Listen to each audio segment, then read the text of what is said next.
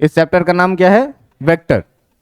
तो देखो बेटा कि वेक्टर्स में हम लोगों को जो भी चीजें पढ़नी है, वेक्टर्स में हम लोगों को जो भी चीजें पढ़नी है वो सारी चीजें भी हम लोग 11th के जैसे एकदम पूरा विथ डेफिनेशन नहीं लेके चलेंगे। v का ले लिया u, है ना।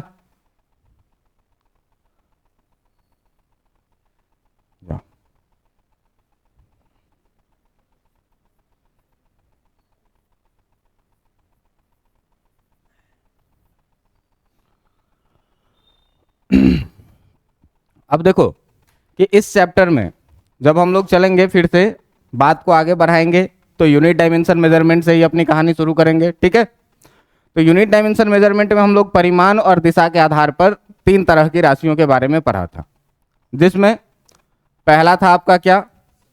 पहला था आपका क्या? सदिश राशि। दूसरा था क्या आपका? अदिश राशि। और तीसरा था क्या आपका? तीसरा था आपका क्या? टेंसर।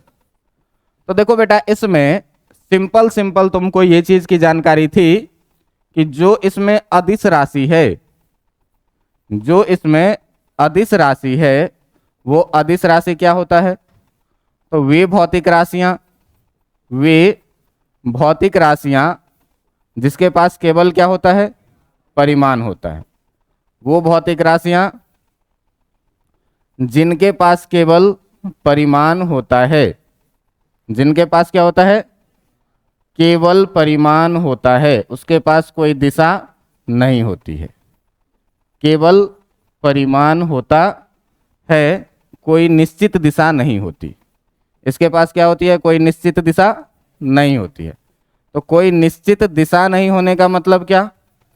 कि जैसे मान लो कि हम लोग गए कोई सामान खरीदने के लिए, तो कोई सामान खरीदने के लिए गए तो हम लोग खरीदेंगे किस चीज में? द्रव्यमान में, है ना। और द्रव्यमान में क्या बोलेंगे? 5 kg बोलेंगे। तो ये 5 kg जो है ये केवल किस चीज में है? परिमाण में है। कोई निश्चित दिशा इसकी नहीं है कि किस दिशा में हमको खरीदना है। अगर कपड़ा खरीदने जाएंगे, मान लो लंबाई का बात करेंगे, तो लंबाई में देखो कि 5 मीटर है। अब इस लंबाई में 5 मीटर में हमको दिशा कोई निर्धारित नहीं है। अगर आप बात करिए किस चीज का? तापमान का। तो तापमान मान लीजिए बात करें 29 डिग्री सेल्सियस का, है ना। तो ये 29 डिग्री सेल्सियस केवल क्या है? परिमाण है, इसके पास कोई निश्चित दिशा नहीं है, इसीलिए ये कैसी राशि है? अदिश राशि है। इसको क्या बोलते हैं? Scalar quantity. इसको क्या बोलते हैं? Scalar quantity. अब देखो कि स्केलर क्वांटिटी के बारे में आप लोग जान गए कि इसके पास केवल क्या होगा? परिमाण होगा, कोई निश्चित दिशा नहीं होगी। लेकिन जो आपका है कैसा राशि? सदिश राशि। इस सदिश राशि में, इस सदिश राशि में, ठीक ना, सदिश राशि में इस चीज का हमेशा ही ध्यान रखना है कि जो सदिश राशि है आपका वेक्टर क्वांटिटी है, ठीक ना। ये वेक्टर क्वांटिटी के पास तो ऐसा भौतिक राशि, ठीक ना, ऐसा भौतिक राशि जिसके पास क्या होगा? परिमाण भी होगा, दिशा भी होगा, ठीक ना, जिसके पास परिमाण के साथ साथ, जिसके पास परिमाण के साथ साथ क्या हो? दिशा भी हो। जिसके पास परिमाण के साथ साथ क्या हो? दिशा भी हो। ऐसे भौतिक राशि को हम लोग क्या कहते हैं? सदिश राशि कहते हैं, ठीक ना। और सबसे इंपॉर्टेंट बात क्या है कि परिमाण के साथ साथ दिशा भी हो, एवं वह क्या करे? एवं वह क्या करे? सदिशों के योग के नियम का पालन करे। एवं सदिशों के योग के नियम का पालन करे। अब कहोगे कि ये योग का नियम क्या है? सदिशों के योग के नियम का क्या करे? पालन करे। तो नियम का पालन करने के लिए पहले तो नियम जानना पड़ेगा, है ना। तो ये सदिशों के योग का नियम हम लोग इसी चैप्टर में पढ़ने वाले हैं कि कैसे वेक्टर्स एडिशन का रूल होता है। उसमें 2 रूल पढ़ना है हम लोगों को सदिशों के योग के नियम में। एक पढ़ना है क्या? ट्रायंगल, और एक पढ़ना है क्या? Parallelogram law. एक पॉलीगॉन लॉ भी है, वो भी पढ़ाएंगे, लेकिन ट्रायंगल लॉ आता है तो पॉलीगॉन लॉ निश्चित रूप से आएगा, ठीक है। अब देखो कि परिमाण के साथ साथ क्या हो? दिशा हो। जैसे जैसे देख लीजिए कि जैसे में अगर हम लोग बात करें किस चीज का, बल का, जैसे मैं बात करूं किस चीज का, बल का, तो बल कितना लगा ये भी पता है, ठीक ना, कितना लगा ये भी पता है, जो बताता है किस चीज के, इसके परिमाण को, और किस दिशा में लगा ये भी पता है ना, किस दिशा में लगा ये भी पता है ना। तो इसके पास देखो कि परिमाण और दिशा दोनों चीज है। अगर मैं इस पे धक्का लगाऊं तो कितना परिमाण में लगाया हूं ये भी पता है, और किस दिशा में लगाया हूं ये भी पता है। तो परिमाण और दिशा जब दोनों चीज पता है, इसका मतलब कि बल कैसा राशि है, सदिश राशि। आप एक छोटा सा एग्जांपल ये देखिए, मान लीजिए ये कोई सा एक जगह है जिसका नाम क्या, और ये कोई सा एक जगह जिसका नाम क्या, बी। ए से बी तक जाने के रास्ते अलग अलग हैं, ठीक ना। ये 3 रास्ता मैं दिखाया हूं आपको ए से बी तक जाने का, ये पहला रास्ता, ये दूसरा रास्ता और ये तीसरा रास्ता। अब इस तीनों रास्ते की लंबाई है, मान लो ये है 7 किलोमीटर का, ये रास्ता मान लो है 10 किलोमीटर का, और ये है मान लो 6 किलोमीटर का, ठीक है। तो इस तीनों रास्तों की जो लंबाइयां है, ये तीनों रास्तों की लंबाइयां क्या है, दूरी है। अब तुम दूरी में देखो कि पहले और दूसरे में, 1 और 2 रास्ते के पास परिमाण तो है, इसके पास परिमाण तो निश्चित है, लेकिन इसका दिशा निश्चित है क्या, दिशा निश्चित नहीं है। तो जो दूरी है पहला और दूसरा, इसके पास केवल परिमाण है, दिशा नहीं है, इसका मतलब दूरी कैसा राशि होगा, सदिश राशि होगा कि अदिश राशि होगा। इसका मतलब दूरी कैसा राशि हो जाएगा, अदिश राशि। इतनी बातें समझ में आई। लेकिन इसी में देखो जो तीसरा रास्ता है, इस तीसरा रास्ता का परिमाण भी है और दिशा भी क्या है, एक निश्चित दिशा है ना, दिशा भी क्या है, एक निश्चित दिशा है। तो तीसरे राशि के पास आपके साथ क्या है, परिमाण भी है और दूसरा इसके पास क्या है, दिशा भी है। इसका मतलब जो ये तीसरा रास्ता है, ये तीसरा रास्ता क्या कहलाता है, न्यूनतम दूरी, जिसको हम लोग क्या कहते हैं, विस्थापन। और इस प्लस से पता चलता है क्या, कि जो विस्थापन है आपका, वो विस्थापन कैसा राशि है, सदिश राशि। क्यों, कि इसके पास परिमाण भी है और दिशा भी है। अब देखो कि अब से, ये थी डेफिनेशन की बात में, अब से मैं जो भी बात करूंगा वो टू द पॉइंट बात करूंगा, ठीक ना। तो किसी भी सदिश को पॉइंट करके देखो कि किसी भी सदिश को हम लोग, किसी भी सदिश को जो है, तो हम लोग तीर के निशान द्वारा क्या करते हैं, निरूपित करते हैं। किसी भी सदिश को किसके द्वारा निरूपित करते हैं, किसी भी सदिश को तीर के निशान द्वारा निरूपित किया जाता है, तीर के निशान द्वारा निरूपित किया जाता है। तीर के निशान द्वारा क्या किया जाएगा, निरूपित। देखो बेटा एक एक चीज यहां सीखना है, निरूपित किया जाता है। अब देखो कि इसका जो अग्रभाग है, तीर का निशान मतलब क्या, कुछ ऐसा है ना, तीर का निशान मतलब क्या, कुछ ऐसा। अब इसी तीर के निशान में देखो कि जिधर से हमने क्या किया, ये हेड लगा दिया, डायरेक्शन, इस पोजीशन को क्या बोलते हैं, हेड, ठीक ना। और इस पोजीशन को क्या बोलते हैं, टेल, ठीक है। इस पोजीशन को क्या बोलेंगे, हेड, और इस पोजीशन को क्या बोलेंगे। अब इसके बारे में ये देखो दूसरा पॉइंट कि कहता है क्या, कि जो तीर की लंबाई है, जो तीर की लंबाई है, ये क्या बताएगी, तीर की लंबाई परिमाण को निरूपित करती है। तीर की लंबाई किस चीज को निरूपित करेगी, परिमाण की। तीर की लंबाई परिमाण को निरूपित करती है, किस चीज को, परिमाण को निरूपित करती है। एक ही बात याद रखना है कि परिमाण को निरूपित करती है। अब देखो कि कोई तीर क्या रहेगा, लंबाई में छोटा रहेगा, इसका मतलब उसका परिमाण क्या है, कम। और कोई तीर क्या रहेगा, लंबाई में बड़ा रहेगा, इसका मतलब उसका परिमाण क्या है। इतनी बातें समझ में आ गई कि तीर की जो लंबाई होगी वो क्या बताएगी, उसका परिमाण कितना है। और दूसरी बात ये कि हेड का जो दिशा होगा, ठीक ना, जो हेड का दिशा होगा वो क्या करेगा, उस राशि के दिशा को निरूपित करेगा। हेड का दिशा जो है वो क्या करती है, दिशा को निरूपित करती है। हेड का दिशा क्या करती है, दिशा को निरूपित करती है। इतनी बातें क्लियर है आपको कि नहीं है। दो चीज कि कोई भी वेक्टर किसके द्वारा दिखाया जाएगा, तीर के निशान द्वारा। इस तीर के निशान की जो लंबाई होगी, मान लो इसका लंबाई है एल, तो ये एल जो बताएगा वो क्या बताएगा, परिमाण बताएगा।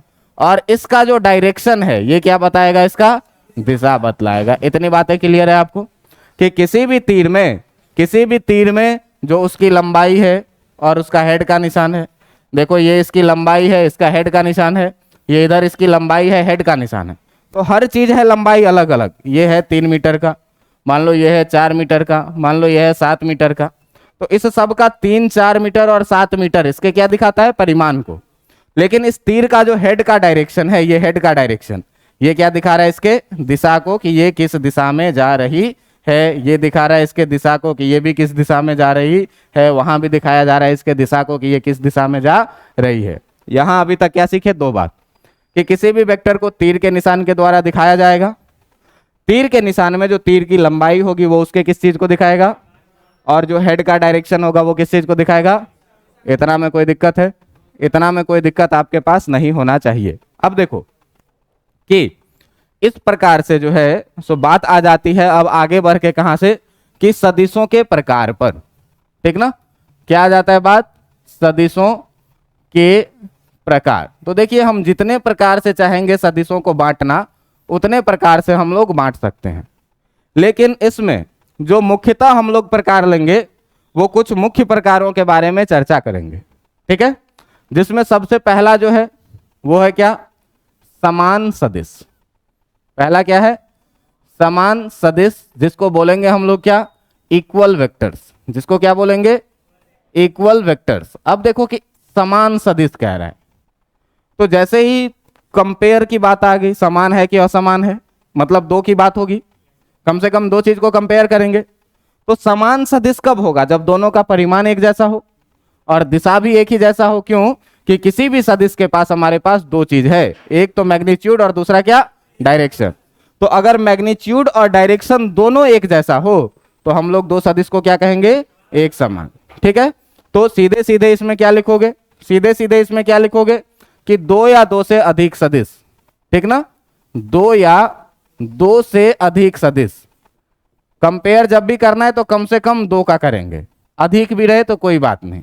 2 या 2 से अधिक सदिश जिनका क्या हो, परिमाण और दिशा दोनों क्या हो, एक समान हो। जिनका परिमाण एवं दिशा दोनों क्या हो, एक समान हो। जिसका परिमाण एवं दिशा कैसा हो, एक समान हो, एक समान हो। अब देखो परिमाण और दिशा एक समान होने का मतलब क्या हुआ, कि मान लीजिए कि ये वाला है एक वेक्टर ए, ठीक ना, और इसके नीचे है एक वेक्टर आपका बी।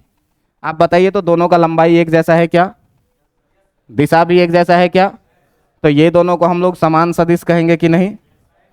ए ऐसे लिखेंगे, सदिश ए तथा बी दोनों क्या है, दोनों समान है, दोनों क्या है, समान है। एक चीज और ध्यान देना कि सदिशों को जो निरूपित किया जाता है, जो सदिशों को निरूपित किया जाता है, सदिशों को कैपिटल लेटर, कैपिटल या स्मॉल लेटर किसी के भी द्वारा निरूपित किया जाता है, या स्मॉल लेटर द्वारा क्या किया जाता है, निरूपित किया जाता है, द्वारा निरूपित किया जाता है। अब देखिए इसमें निरूपित करने का नियम क्या है, निरूपित किया जाता है। अब इसमें आप देखो कि मान लो कि अगर एक वेक्टर है और इस लाइन का नाम रख दिया ए बी, ठीक ना, तो इसको अगर वेक्टर में लिखेंगे हम लोग तो सीधे लिखेंगे लाइन ए बी और इसके ऊपर में क्या करेंगे, एक तीर का निशान लगा देंगे। अगर मान लो कभी कभी इसका लंबाई भी दिया रहे एल, तो इसी को हम लोग निरूपित कर सकते हैं एल और इसके ऊपर में वेक्टर का निशान लगा देंगे। समझ में आ रहा है बात। कभी कभी क्या रहेगा, ऐसे वेक्टर दिया रहेगा, खाली लिखा रहेगा ए, इसका मतलब ये सीधे कितना, ए पे क्या करेंगे, वेक्टर का साइन डाल देंगे। तो वेक्टर से इसको निरूपित किया जाता है। अब देखो कि ये 2 वेक्टर है ए और बी, और कह रहा है कि दोनों बराबर है, तो वेक्टर ए को क्या लिखेंगे, ए, और इसके ऊपर में क्या करेंगे, तीर का निशान बराबर वेक्टर बी। अब देखो कि यहां पर देखिए आप कि यहां भी है ए बराबर बी। अगर ये ए और बी है तो ये दोनों का लंबाई सेम है, तो ए बराबर बी है, ये सही है। लेकिन अगर हम यहां पर लिखेंगे वेक्टर ए बराबर वेक्टर बी, तो ये क्या है, क्यों कि परिमाण तो एक जैसा है लेकिन दिशा क्या है, सदिश को समान होने के लिए परिमाण एवं दिशा दोनों कैसा हो। बातें समझ में आ रही है। तो दोनों एक समान हो तो a बराबर b है, ये a और b केवल परिमाण को बता रहा है कि परिमाण दोनों का बराबर है, लेकिन दिशा बराबर नहीं है, तो वेक्टर में ये दोनों बराबर। बातें समझ में आ गई। अब देखो अगर कोई सा और उदाहरण ले, कोई सा और उदाहरण ले, मान लो क्या, ये है वेक्टर a और ये है वेक्टर b, बताइए ये दोनों बराबर है कि नहीं है? बराबर है। अगर ये है वेक्टर a और ये है वेक्टर आपका b, बताइए ये दोनों बराबर है कि नहीं है? अगर मान लीजिए कि ये है वेक्टर a, ठीक ना, और ये है वेक्टर b, बताइए दोनों बराबर है कि नहीं है? तो भाई साहब यहाँ पर भी जो है सो तुम्हारा वेक्टर a बराबर है किसके? वेक्टर b के, क्योंकि परिमाण भी बराबर है, दोनों की लंबाइयाँ भी बराबर है और दोनों का दिशा भी क्या है? एक समान है। यहाँ भी अगर हम लोग लिखेंगे वेक्टर a बराबर तो कितना लिखेंगे? क्योंकि परिमाण भी बराबर है और दिशा भी समान है। यहाँ भी अगर हम लोग लिखेंगे वेक्टर a बराबर तो कितना लिखेंगे? वेक्टर b, क्योंकि यहाँ भी परिमाण भी समान है और दिशा भी क्या है? एक समान है। तो यदि किसी भी दो सदिश का परिमाण और दिशा दोनों क्या हो? एक जैसा हो, तो उन दो सदिशों को हम लोग क्या कहेंगे? एक समान सदिश। अगर तीन रहे तो सर, अगर तीन रहे तो मान लो ये है वेक्टर a, ये है वेक्टर b और ये है वेक्टर c, है ना? तो इसमें देखो कि तीनों का मैग्नीट्यूड भी सेम है और तीनों का डायरेक्शन भी क्या है? सेम। तो सीधे सीधे क्या लिखेंगे? a equal to B equal to C. सही है कि नहीं है? आप लोग कभी रामायण या महाभारत देखे हैं? देखे हैं? कोई भी युद्ध वाला सीरियल देखे हैं? अब उसमें देखिए कि कोई होता है ना कि दोनों तरफ से तीर छोड़ा जाता है, और देखोगे कि कमान से एक तीर छोड़ता है और ऐसे फैल जाता है। सारे तीर की लंबाई एक जैसी, दिशा भी कैसी? तो सारे इक्वल वेक्टर्स हैं कि अनइक्वल वेक्टर्स हैं? बात समझ में आई कि नहीं आई? समझ में आ गई? दिख रहा है ना? अगर नहीं देखे हो तो जाके आज क्या देखना, हाँ सही है, रामायण देखना और फिजिक्स की महाभारत कर डालना, है ना? चलो देखो, समान सदिश समझ में आ गया क्या बेटा? एक ही बात याद रखना, क्या कि मैग्नीट्यूड बराबर हो और डायरेक्शन भी। हम्म हम्म नहीं, तो ये दो फिजिकल क्वांटिटी अलग अलग हो गया ना, ठीक ना? नहीं, डिफरेंट नहीं, हाँ समान भौतिक राशि होना चाहिए, ठीक ना? बल का बात करेंगे तो बल से ही कंपेयर करेंगे। ये यूनिट डायमेंशन मेजरमेंट में ही आपको सिखा दिए हैं कि जब भी कंपेयर करने की बात आए, जोड़ घटाव करने की बात आए, तो हम लोग एक समान भौतिक राशियों का ही करते हैं, प्रिंसिपल ऑफ होमोजेनिटी। बात हुई है कि नहीं? ये वहीं पे बात हो चुकी है। और यहाँ भी हम लोग कंपेयर कर रहे हैं तो एक समान भौतिक राशि का होना आवश्यक है, ठीक है? चलो देखो, दूसरा है क्या भाई? दूसरा है क्या तुम्हारा? असमान सदिश। क्या है? असमान सदिश। अब देखो कि असमान सदिश को अंग्रेजी में हम लोग क्या बोलेंगे? अनइक्वल, ठीक ना? Unequal vectors. अब देखो कि इस अनइक्वल वेक्टर्स में फिर बराबर नहीं है तो कम से कम दो कुछ होना चाहिए, है ना? तो दो सदिश असमान तब कहलाएंगे जब दोनों का, ठीक ना, दो या दो से अधिक, ठीक ना, दो या दो से अधिक सदिश, दो या दो से अधिक सदिश जिनका जिनका पहला में देखो या परिमाण भिन्न हो, परिमाण अलग अलग हो गया तो सदिश कैसा हो गया? अलग अलग, असमान हो गया। दूसरा, या तो दिशा ही क्या हो? अलग अलग हो, या तो दिशा क्या हो? भिन्न हो, है ना, मतलब अलग अलग हो। और तीसरी बात ये कि परिमाण एवं दिशा दोनों ही क्या हो? भिन्न हो। परिमाण एवं दिशा दोनों ही क्या हो? भिन्न हो, दिशा दोनों ही भिन्न हो, ठीक ना? तो जब दोनों ही भिन्न होगा तो भी ये क्या कहलाएगा? कि असमान सदिश कहलाएगा। लेकिन कम से कम अगर एक भी अलग हो गया, ठीक ना, तो उसको क्या कहेंगे हम लोग? असमान सदिश। तो क्या लिखे? दो या दो से अधिक सदिश जिनका या परिमाण भिन्न हो, या तो दिशा भिन्न हो, या परिमाण एवं दिशा दोनों ही भिन्न हो, वैसे सदिश को क्या कहेंगे? असमान सदिश कहलाएंगे। क्या कहलाएंगे? असमान सदिश कहलाएंगे। अब देखो कि असमान सदिश कहलाने का मतलब क्या कहलाते हैं। चलिए अब देखिए असमान सदिश का मतलब क्या, कि देखो यहाँ पे एक सदिश है वेक्टर ए और एक सदिश है वेक्टर बी। देखो यहाँ पे डायरेक्शन तो सेम है लेकिन परिमाण क्या है? अलग अलग, तो परिमाण भिन्न हुआ तो हम लोग ए और बी को बराबर कहेंगे क्या? तो vector A did not equal to vector, कोई बात। या देखो कि यहाँ पे एक वेक्टर है ए और एक वेक्टर है बी, जिसका दोनों का देखिए आप मैग्नीट्यूड तो सेम है लेकिन डायरेक्शन क्या है, तब भी ये क्या कहलाएंगे? Vector A did not equal to vector B. और एक तीसरा देखिए कि ये है वेक्टर ए और ये है वेक्टर बी। अब देखो इसका परिमाण और दिशा दोनों अलग अलग है, तो परिमाण और दिशा दोनों अलग अलग है तब भी ए और बी क्या कहलाएंगे? असमान। मतलब अगर इस तीनों कंडीशन में से या तो परिमाण अलग अलग हो, या तो दिशा अलग अलग हो, या परिमाण और दिशा दोनों ही क्या हो? अलग अलग हो, इस तीनों कंडीशन में से किसी भी कंडीशन को अगर ये फॉलो करेगा तो दो वेक्टर कैसा कहलाएगा? अनइक्वल वेक्टर्स कहलाएगा, असमान सदिश कहलाएगा। बातें समझ में आ रही है? ठीक है। अब देखो एक चीज और, ये तो हुआ समान और असमान सदिश। ऐसे ही क्या होते हैं कि एक तीसरा टाइप, ठीक ना? एक तीसरा टाइप क्या आएगा? एक तीसरा टाइप आएगा क्या? समानांतर सदिश। तीसरा टाइप क्या आएगा? समानांतर, ठीक ना? समानांतर सदिश। अब देखो कि ये समानांतर सदिश क्या होता है, इसको बोलते हैं क्या? पैरेलल वेक्टर, ठीक ना? इसको क्या बोलेंगे? Parallel vector. तो देखो कोई भी दो सदिश, कोई भी दो सदिश या दो से अधिक सदिश जिसका दिशा क्या हो? एक समान हो, कोई भी दो या दो से अधिक सदिश, यदि दो या दो से अधिक, यदि दो या दो से अधिक सदिशों का, यदि दो या दो से अधिक सदिशों का क्या हो? दिशा एक समान हो। सदिशों का दिशा क्या हो? एक समान हो। तो जब दो या दो से अधिक सदिशों का दिशा एक समान होगा तो उन्हें क्या कहेंगे? यदि एक समान हो तो उन्हें क्या कहेंगे? तो उन्हें समानांतर सदिश कहा जाएगा। तो उन्हें क्या कहा जाएगा? समानांतर सदिश, समानांतर सदिश कहा जाएगा। अब देखो समानांतर सदिश कहा जाएगा, खाली एक कंडीशन है क्या? कि दिशा क्या होना चाहिए? एक समान होना चाहिए। तो इस हिसाब से देखिए कि अगर हम बोले कि यहाँ है ये वेक्टर ए, यहाँ है वेक्टर बी, यहाँ है वेक्टर सी, यहाँ है वेक्टर कुछ भी मान लो, इससे भी बड़ा डी, परिमाण सबके अलग अलग हैं लेकिन डायरेक्शन सबका क्या है? तो हम लोग सीधे सीधे क्या कहेंगे कि जो वेक्टर ए है वो समानांतर है किसके? वेक्टर बी के, समानांतर है किसके? वेक्टर, और समानांतर है किसके? वेक्टर डी के। अब इस हिसाब से अगर देखिएगा बेटा तो एक पॉइंट करके देखिए, याद करिए इक्वल वेक्टर में, इक्वल वेक्टर में क्या था? परिमाण और दिशा दोनों।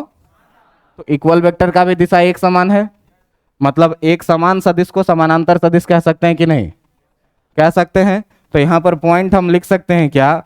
कि प्रत्येक एक समान सदिश जो है, प्रत्येक एक समान सदिश जो है वो क्या है? समानांतर सदिश है। प्रत्येक एक समान सदिश क्या है? समानांतर सदिश है। क्या है? प्रत्येक एक समान सदिश समानांतर सदिश है। लेकिन क्या हर एक समानांतर सदिश को हम एक समान सदिश कहेंगे? क्योंकि परिमाण क्या है? परिमाण अलग अलग हो सकता है लेकिन दिशा हमेशा एक जैसा रहेगा, तो क्या सदिश कहलाएगा? Parallel vectors. कोई दिक्कत इसमें? तो इस हिसाब से हम लोग क्या लिखेंगे कि प्रत्येक एक समान सदिश समांतर सदिश है, परंतु परंतु समानांतर सदिश जो होगा वो क्या होगा? परंतु समानांतर सदिश एक समान नहीं होंगे, परंतु समानांतर सदिश एक समान नहीं होंगे। क्यों? कि मैग्नीट्यूड डिफरेंट हो सकता है। एक समान सदिश नहीं होंगे, ठीक ना? एक समान सदिश नहीं होंगे, ठीक है? बातें समझ में आ रही है कि नहीं आ रही है? क्या बोले भाई? इक्वल वेक्टर्स में क्या बोले थे कि मैग्नीट्यूड और डायरेक्शन दोनों क्या हो? इसको फॉलो कर रहा है कि नहीं कर रहा है? तो अगर ये ए और बी है तो वेक्टर ए इक्वल टू तो वेक्टर बी है ही, साथ ही साथ वेक्टर ए पैरेलल भी है किसके? वेक्टर बी के। क्लियर बात है? अब ये हुआ क्या? समानांतर सदिश। अब देखो कि एक होता है क्या? विपरीत समानांतर सदिश, ठीक ना? विपरीत समानांतर सदिश। तो अब ये विपरीत समानांतर सदिश क्या होता है? कितना नंबर आएगा? चौथा नंबर, है ना? चौथा नंबर में क्या आएगा? विपरीत समानांतर सदिश। अब देखो कि विपरीत समानांतर सदिश में विपरीत समानांतर सदिश में क्या होगा, दिशा एक दूसरे के विपरीत रहेगा, ठीक ना। तो सीधे सीधे इसको क्या बोलते हैं, एंटी पैरेलल। इसको क्या बोलते हैं, एंटी पैरेलल वेक्टर। इसको क्या बोलेंगे, एंटी पैरेलल वेक्टर्स। अब देखो कि कोई भी दो वेक्टर जिसका डायरेक्शन क्या हो, एक दूसरे के अपोजिट हो, ठीक ना। तो दो सदिश जिनका दिशा एक दूसरे के क्या हो, विपरीत हो। दो सदिश जिनका दिशा क्या हो, एक दूसरे के विपरीत हो, एक दूसरे के कैसा हो, विपरीत हो।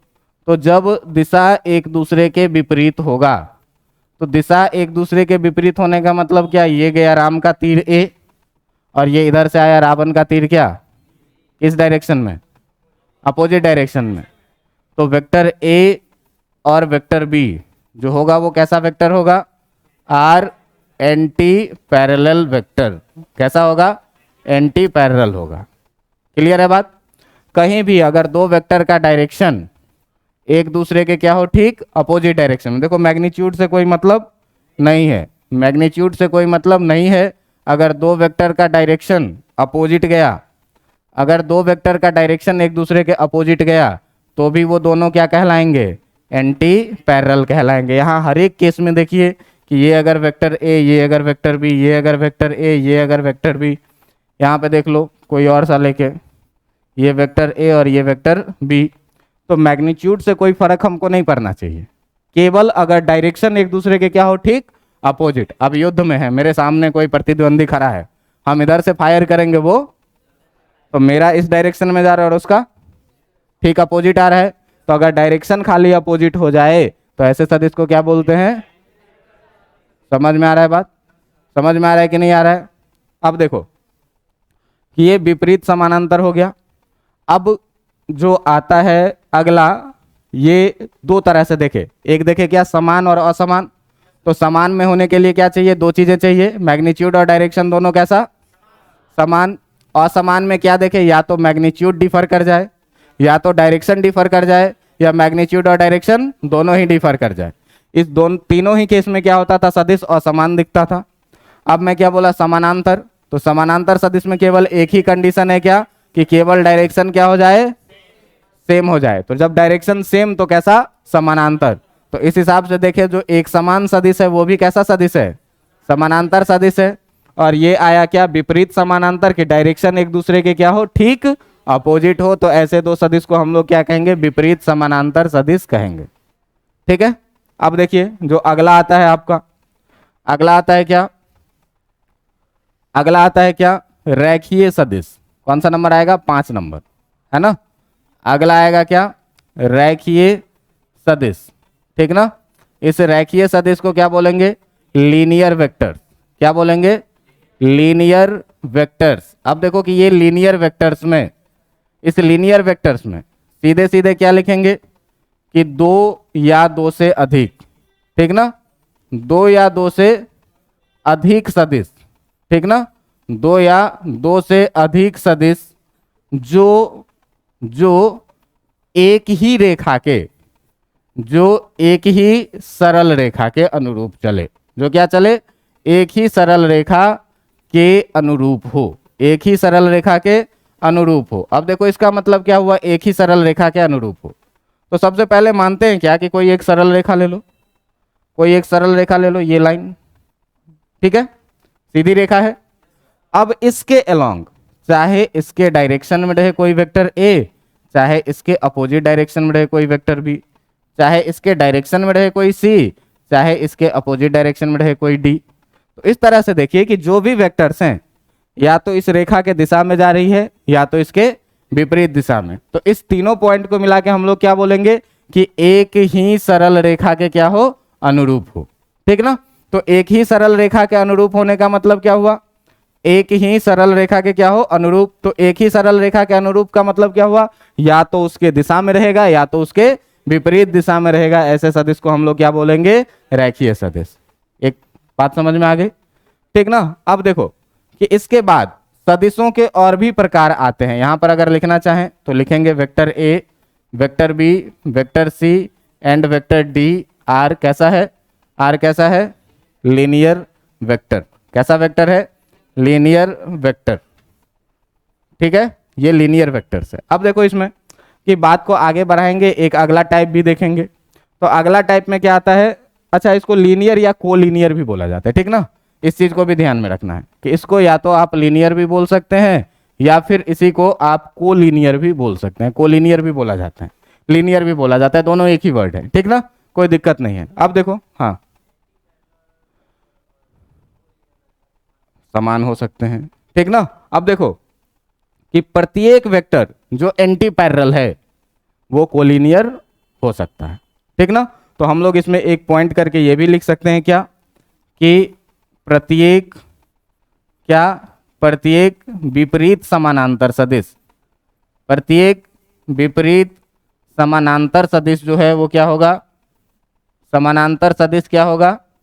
प्रत्येक विपरीत समानांतर सदिश क्या होगा बेटा? बोलो, कोलिनियर होगा, ठीक ना, कोलिनियर होगा, ठीक ना। असमान सदिश नहीं होगा, क्यों? कि असमान सदिश में दिशा भिन्न भिन्न भी हो सकता है, ठीक ना।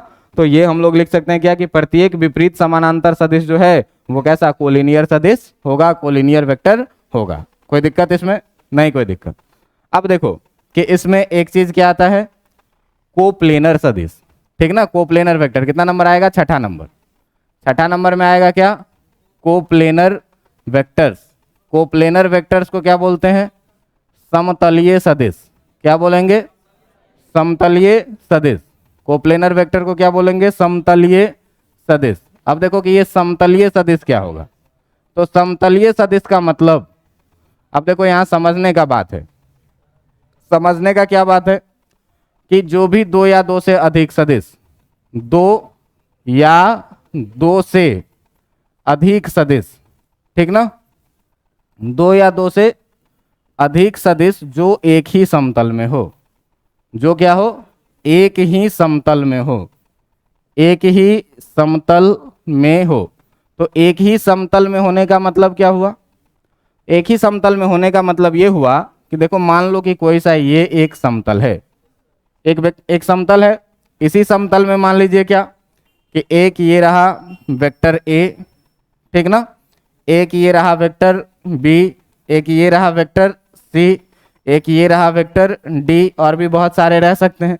ये सारे क्या है? एक ही समतल में है। तो हम लोग सीधा सीधा बात क्या कहेंगे कि जो आपका वेक्टर ए है, जो आपका वेक्टर बी है, जो आपका वेक्टर सी है और जो आपका वेक्टर डी है, वो क्या है? समतलीय सदिश है, कोप्लेनर सदिश है। कैसा वेक्टर है ये? समतलीय, ठीक ना। ये कैसा है? समतलीय सदिश है, ठीक है। अब देखो कि इसमें समझने की बात किया है कि दो सदिश हमेशा क्या होता है? समतलीय होता है। दो सदिश क्या होता है? हमेशा समतलीय। तो एक पॉइंट लिखिए, फिर इसको समझेंगे। दो सदिश हमेशा समतलीय होते हैं। दो सदिश क्या होते हैं? हमेशा समतलीय। अब इसको समझना है, हमेशा समतलीय सदिश होते हैं, हमेशा समतलीय सदिश होते हैं। अब देखो इसका मतलब क्या हुआ? सर इसको समझेंगे कैसे? तो एक पतला सा कॉपी है किसी के पास? पतला सा कॉपी दे दो, और दो पेन भी दे दो, दो पेन। एक तो मेरे पास है, दो और चाहिए, दे दो। हाँ ठीक। अब देखो कि इसमें हम क्या करते हैं? अपने मार्कर को भी एक वेक्टर मानते हैं जिसका ये हेड और ये टेल। तुम्हारे इस पेन को भी हम वेक्टर मानते हैं जिसका ये हेड और ये, और इस पेन को भी हम वेक्टर मानते हैं जो ये हेड और एक टेल। अब देखो ये तीन वेक्टर्स हैं, तीनों अलग अलग डायरेक्शन में है। इसमें हम चाहें तो किसी भी समय किसी दो को हम एक प्लेन में ले सकते हैं। इस दोनों को भी लेंगे तो एक प्लेन में, अगर इस दोनों को भी लेंगे तो एक प्लेन में। तो दो वेक्टर को तो हम कैसे भी ले तो हमेशा कैसा आ रहा है? समतलीय आ रहा है, कोप्लेनर आ रहा है। लेकिन एक तीसरा वाला देखो इस प्लेन से बाहर है, तो ये क्या है? नॉन कोप्लेनर, ये समतलीय नहीं है। लेकिन अगर ये तीनों वेक्टर क्या होता? एक ही साथ एक प्लेन में आ जाता है ऐसे। ये तीन वेक्टर है और एक ही साथ ये तीनों क्या आ जाता? इस प्लेन में आ जाता, अगर ऐसे रहता तो, है ना। तो ये तीनों वेक्टर क्या आ गया? एक ही समतल में आ गया। तो इस सदिश को हम लोग क्या कहेंगे? समतलीय सदिश कहेंगे। लेकिन अगर इस तीनों में से कोई भी एक, अगर कोई भी एक क्या करे, इस समतल से बाहर जाए, तो जैसे ही कोई भी एक इस समतल से बाहर जाएगा तो इस तीनों को हम समतलीय कहेंगे? नहीं कहेंगे। क्यों? कि एक समतल से बाहर हो गया। तो कभी भी अगर लेंगे बेटा, कभी भी लेंगे इस दो वेक्टर को, तो दो वेक्टर को तो हम एक प्लेन में ले रहे हैं, दो वेक्टर को तो हम एक प्लेन में ले रहे हैं, लेकिन अगर तीसरा भी इसी प्लेन में आ जाए, अगर तीसरा भी क्या हो, इसी प्लेन में आ जाए, तब इस तीनों को हम लोग क्या कहेंगे? समतलीय सदिश कहेंगे। ठीक ना? लेकिन अगर इस तीनों में से कोई भी एक अगर समतल से बाहर हो गया तो ये समतलीय सदिश नहीं होगा। बातें समझ में आ गई? ये भी समझ में आ गई होगी कि दो सदिश हमेशा कैसा होता है? समतलीय सदिश होता है। दो सदिश हमेशा क्या होगा? समतलीय सदिश होगा। और देखो कि इसमें एक तो हो गया कोप्लेनर वेक्टर, इसी का ठीक अपोजिट होता है क्या? Non coplanar vector. कैसा होता है? नॉन कोप्लेनर वेक्टर, असमतलीय। अब असमतलीय में क्या होगा कि ये समतल में है, कोई एक समतल से बाहर रहेगा, अभी मैं दिखा रहा था। तो जैसे ही एक समतल से बाहर रहेगा तो ऐसे को क्या बोलेंगे हम लोग? असमतलीय सदिश। इसका परिभाषा मैं लिखवाऊंगा नहीं, 7 नंबर में आप लोग खुद ही समझ जाइएगा क्या कि असमतलीय सदिश क्या है, असमतलीय सदिश क्या है। अब देखो कि असमतलीय सदिश को क्या बोलते हैं? Non coplanar vector. Non coplanar vectors, दो या दो से सदिश जो एक ही समतल में नहीं होगा, वैसे वेक्टर को हम लोग कैसा वेक्टर बोलेंगे? असमतलीय सदिश बोलेंगे। क्लियर इतनी बातें? अब ये सब कहानी को हम लोग पीछे छोड़ते हैं। इसमें जितना भी तुम पढ़े हो उसमें एक समान सदिश और असमान सदिश के अलावा कोई काम का नहीं है। क्लियर? तो क्या है सर, फालतू 20 मिनट से आप पागल हो रहे थे, हम लोग ज्यादा ही हो रहे थे, है ना? अब देखो कि अब हम लोग आते हैं सीधा सीधा बात क्या? काम के चीज पर। तो काम के चीज पर आते हैं क्या? तो एक वेक्टर है क्या टाइप्स में? 7 पर लिए थे, 8वां नंबर में एक है क्या? Zero vector. ठीक ना? क्या है? Zero vector. अब देखो जीरो वेक्टर में सीधे सीधे क्या देखना है? उसका मैग्नीट्यूड कितना हो? 0। सीधे बोलेंगे जिस सदिश का परिमाण क्या हो? जिस सदिश का परिमाण क्या हो? जिस सदिश का परिमाण कैसा हो? 0 हो। जिस सदिश का परिमाण कैसा हो? 0। 0 बोले तो 0। ठीक ना? 0 हो उसे क्या कहेंगे? उसे शून्य सदिश कहेंगे, जीरो वेक्टर कहेंगे। उन्हें क्या कहेंगे? शून्य सदिश कहेंगे, जीरो वेक्टर कहेंगे। सर ऐसा कौन सा वेक्टर होता है ना? तो देखो कि कभी कभी हम लोग मान लो कि ये एक ब्लॉक है, ये एक ब्लॉक है जिसका मास है कुछ भी m, है ना? इस पे अगर कोई आदमी इधर के तरफ एक फोर्स लगाए 5 न्यूटन का और एक दूसरा आदमी इधर के तरफ भी फोर्स लगाए कितने का, तो मैं तुमसे पूछूं कि बेटा बताओ एफ नेट कितना होगा? अब बताओ फोर्स वेक्टर है कि स्केलर है? जिसका मैग्नीट्यूड कितना है, तो ये कैसा सदिश होगा? क्या फोर्स होगा जीरो वेक्टर? नहीं, कोई भी वेक्टर जिसका मैग्नीट्यूड कितना हो जाए? 0, उसको क्या कहेंगे? Zero vector. और इसको जो है सो लिखा कैसे जाता है? 0 लिखेंगे और इसके ऊपर में क्या करेंगे? वेक्टर का साइन डाल देंगे, द्वारा निरूपित किया जाता है। क्या किया जाता है? 0 पर वेक्टर जब डाल देंगे इसके द्वारा ये निरूपित किया जाता है। जैसे देख लो कि हम यहां से चले A से और गए B तक, ठीक ना?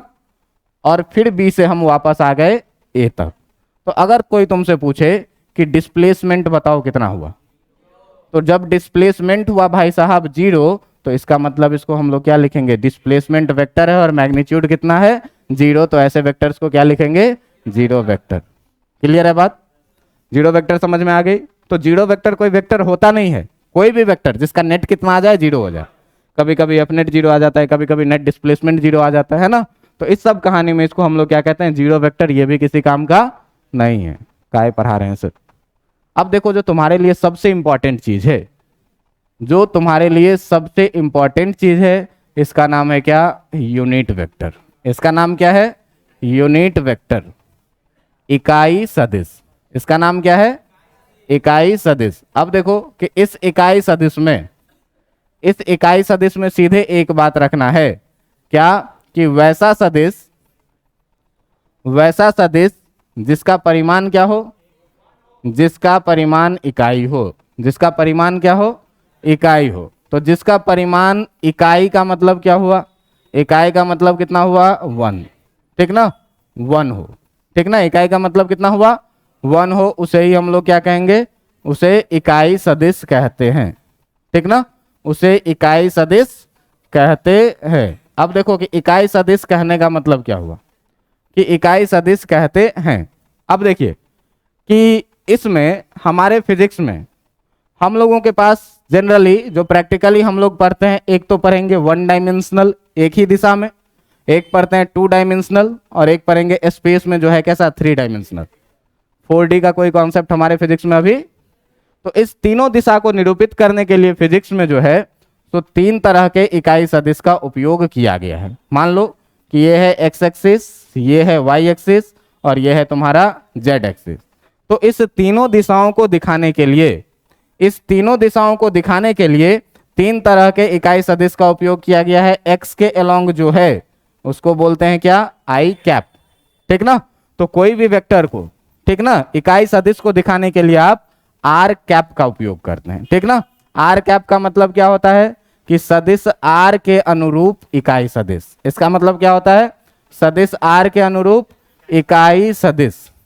अब देखो इस इकाई सदिश को पढ़ने का नाम क्या है, इसको पढ़ा कैसे जाएगा, तो इसको पढ़ा जाएगा कैसे, आर कैप, ठीक ना। कैसे पढ़ा जाएगा, आर कैप। और जब भी कैप लिखा हो मतलब समझ जाना कैसे वेक्टर का बात हो रही है, यूनिट वेक्टर की। तो जो एक्स एक्सिस के लॉन्ग जो यूनिट वेक्टर है उसको कैसे लिखा जाएगा, आई कैप। जो वाई एक्सिस के लॉन्ग जो यूनिट वेक्टर है इसको क्या लिखा जाएगा, और जो जेड एक्सिस के लॉन्ग यूनिट वेक्टर है इसको क्या लिखा जाएगा, के कैप। यहां से यहां तक का भी जो लेंथ है वो कितना है, 1 है। यहां से यहां तक का भी जो लेंथ है वो कितना है, और यहां से यहां तक का भी जो लेंथ है वो कितना है। तो जब 1 हो गया मैग्नीट्यूड, इसका मतलब वो कैसा सदिश हो गया, इकाई सदिश। अब इसमें सीधे सीधे 3 बात क्या याद रखना है कि जो आई कैप है, जो आई कैप है वो क्या है, एक्स अक्ष के अनुरूप क्या है, इकाई सदिश है।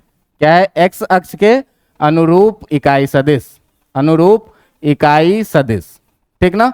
एक्स अक्ष के अनुरूप का जो इकाई सदिश होगा उसको हम लोग किस चीज से डिनोट करेंगे, आई कैप से, ठीक है। दूसरा बात है जे कैप। तो जे कैप वाई अक्ष के अनुरूप जो इकाई सदिश होगा उसको किस चीज से डिनोट करेंगे। और तीसरा है क्या, के कैप। तो के कैप को हम लोग किसके अनुरूप, जेड अक्ष के अनुरूप जो इकाई सदिश होगा उसको किस चीज से डिनोट करेंगे, के कैप। अब देखो कि मान लो कि कोई वेक्टर है ये ए बी, ठीक ना, कोई वेक्टर है क्या, ए बी, और इसका लेंथ है आर। तो इसको हम लोग वेक्टर में अगर लिखेंगे, अगर हम लोग इसको वेक्टर में लिखेंगे तो ए बी लिख के या तो इस पर कैप का साइन डाल देंगे, या तो आर लिख के इस पे वेक्टर का साइन डाल देंगे, तो ये हुआ वेक्टर। लेकिन अगर आपसे कोई कहे, आपसे कोई कहे क्या कि सदिश ए बी का परिमाण क्या है, सदिश ए बी का परिमाण क्या है, ठीक ना। तो सदिश ए बी के परिमाण को लिखने के लिए आप या तो सिंपल ए बी का बात करें, ए बी का भी मतलब क्या हुआ, length A B, length A B का मतलब परिमाण।